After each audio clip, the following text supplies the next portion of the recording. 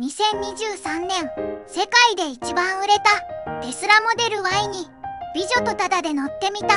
音声モード。で、エアコンの温度をもうちょっと下げて。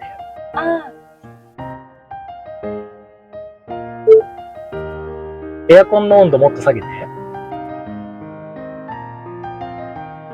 下がりました。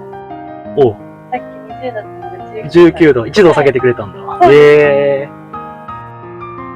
じゃあ、もう一回押してもらっていい？はい。ハンドルを押すね。この右の丸です。はいはいはい。エアコンの温度を21度にして。こうなりましたね。はい。ここれがすごいなら、すごい。